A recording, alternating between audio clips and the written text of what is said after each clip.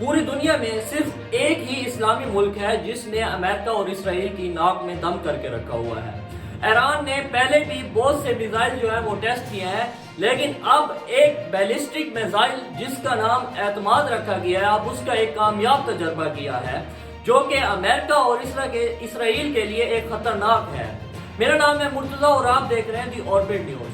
اس missile اعتماد نام کے میزائل کی جو رینج ہے وہ 1700 میٹر ہے، اور اس کی لمبائی 16 میٹر اور ریڈیس 1.25 میٹر ہے۔ یہ خطرناک میزائل جو کہ ایران نے بنائی ہے، اور اس کے IRG کے کمانڈر نے یہ بھی کہا ہے کہ اگر ہمارے سپریم لیڈر ہمیں یہ آرڈر دے دیں کہ ہم میزائل بنائیں تو ہم ایسے میزائل بھی بنا سکتے ہیں جو کہ پوری دنیا میں کہیں بھی کسی بھی ملک پر حملہ کر سکتے ہیں، اور کتنی بھی ہی رینج جو ہے ہم بنا سکتے ہیں، ہمارے پاس اتنی ٹیکنالوجی ہے۔ حالانکہ اس سے پہلے بھی ایران نے بہت سی میزائل، میڈیم رینج کی میزائل، لانگ رینج کی میزائل اور کئی قسم کی ڈرونز جو ہے ان کو ٹیسٹ کیا ہے، لیکن اس خطرناک میزائل میں ایران کے خود، اس بیلسٹک میزائل میں ایران کے خود جو صدر ہے وہ بھی موجود تھے اس ٹیسٹ کے دوران۔ اور اب ایران نے اپنے آپ کو مضبوط کرنے کے لیے رشیا کے ساتھ ایک اور ڈیل کی ہے۔ RD-250 کا جو انجن ہے، فائٹر جیٹ کے جو انجن ہے، وہ اب رشیا سے لینے والا ہے، اور رشیا کی مدد بھی کرے گا فائٹر جیٹ کے انجن بنانے کے لیے۔ اور دوسری طرف امریکہ کے کہنے پر سعودیہ نے سیریا کی مدد کرنے کا حکم دے دیا ہے۔ سعودیہ نے اب 61 جو ہے اسپیشلسٹ ڈاکٹر اب اس وقت سیریا میں بھیج دیے، اور کہا ہے کہ سیریا کو مزید میڈیکل کی ضرورت ہے۔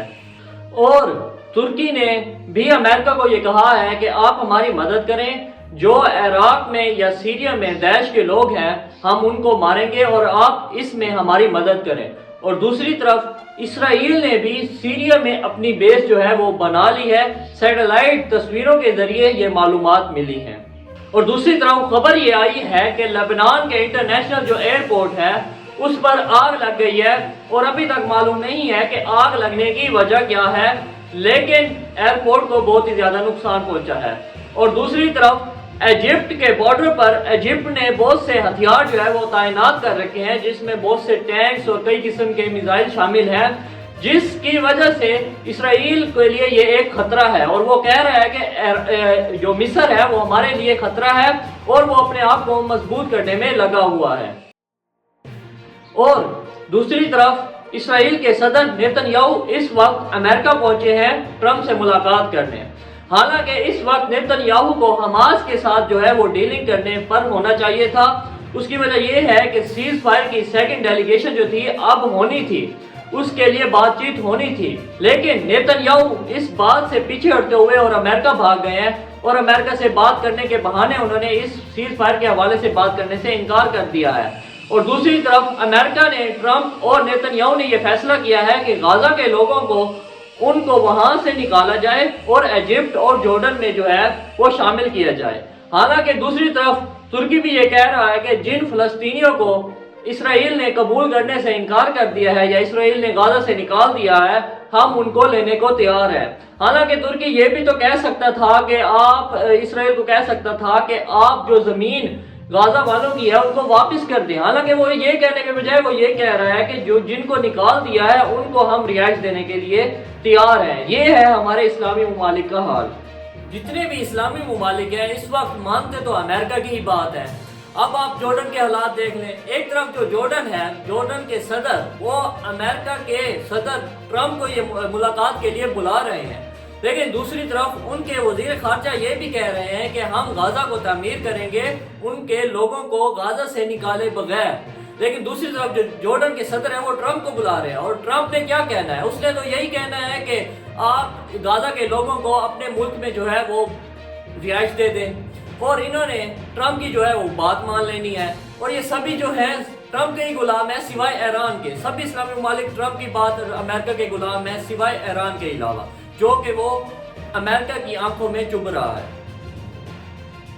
اور دوسری طرف ایران کی نیوی اس وقت دبئی جائے گی اور یو اے ای کے ساتھ جو ہے وہ ڈیل کر لی ہے ایران کی نیوی نے، اور اب وہ اپنی ہی نیوی کو دونوں ممالک جو ہے مضبوط کریں گے۔ یہ پہلی بار ہوا ہے کہ ایران نے کسی عرب ممالک کے ساتھ یعنی یو اے ای کے ساتھ جو ہے اپنے حالات بہتر کرنے کو کہا ہے۔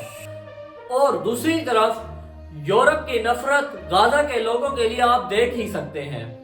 یو کے میں ایک لڑکی کو، ایک بچی کو جو ہے وہ گرفتار کیا گیا ہے، وہ بھی اس بنا پر کہ اس نے فلسطینیوں کے لیے جو ہے وہ پروٹیسٹ کیے تھے۔ اور ساتھ ہی فرانس میں بھی 2 لوگوں کو گرفتار کر دیا گیا ہے، جس میں وہ 2 لوگ میچ کے دوران گراؤنڈ میں آ کر سب پورے اسٹیڈیم کے سامنے انہوں نے فلسطین کا جھنڈا جو ہے وہ دکھایا ہے اور ان کے لیے آواز بلند کی ہے، جس کی وجہ سے اب اس فرانس کی سرکار نے ان کو 1 سال کے لیے کسی بھی میچ میں آنے پر پابندی لگا دی ہے اور ان کو گرفتار بھی کر لیا ہے۔ فی الحال پوری دنیا میں یہی حال ہے کہ جو بھی فلسطینیوں کے لیے آواز اٹھا رہا ہے اس کو گرفتار کیا جا رہا ہے، امریکہ میں، یورپ میں۔ اب امریکہ میں بھی یہ خبر آ رہی ہے کہ امریکہ کے میشیگن شہر کی یونیورسٹی، جس کا نام ہی یونیورسٹی آف میشیگن ہے، اب اس یونیورسٹی کو 2 سال کے لیے جو ہے وہ سسپینڈ کر دیا ہے۔ کس وجہ سے؟ وہ اس وجہ سے کہ اس یونیورسٹی نے فلسطینیوں کے لیے پروٹیسٹ کیا تھا۔ اب وہ ان کا کسی قسم سے، سرکار سے کسی قسم کا کوئی رابطہ نہیں ہے اور 2 سال کے لیے یونیورسٹی کو جو ہے سسپینڈ کر دیا گیا ہے۔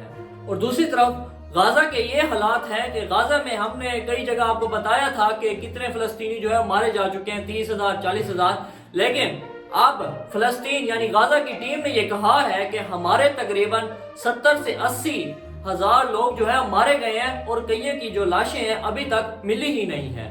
اور دوسری طرف غزہ میں پورا غزہ ہی تباہ ہو چکا ہے، جو غزہ کے لوگ ہیں، نارتھن غزہ کے لوگ، وہ اپنے ہی شہر میں واپس آ رہے ہیں، لیکن اب ان کے پاس کچھ بھی نہیں ہے کیونکہ پورا غزہ تباہ ہو چکا ہے، جن میں بہت سی مساجد جو ہیں وہ بھی بالکل شہید ہو چکی ہیں۔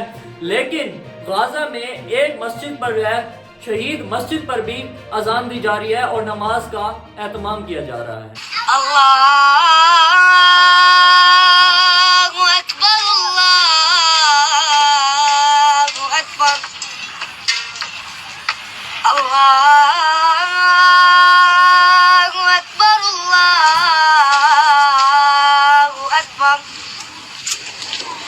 أشهد أن لا إله إلا الله۔ آج کے لیے اتنا ہی۔ اگر آپ کو ہماری یہ ویڈیو پسند آئی ہے تو ہمارے چینل کو سبسکرائب کریں، لائک کریں، کومنٹ کریں اور اپنے دوستوں کے ساتھ شیئر کرنا نہ بھولیے۔ میرا نام ہے مرتضیٰ اور آپ دیکھ رہے ہیں دی آربٹ نیوز۔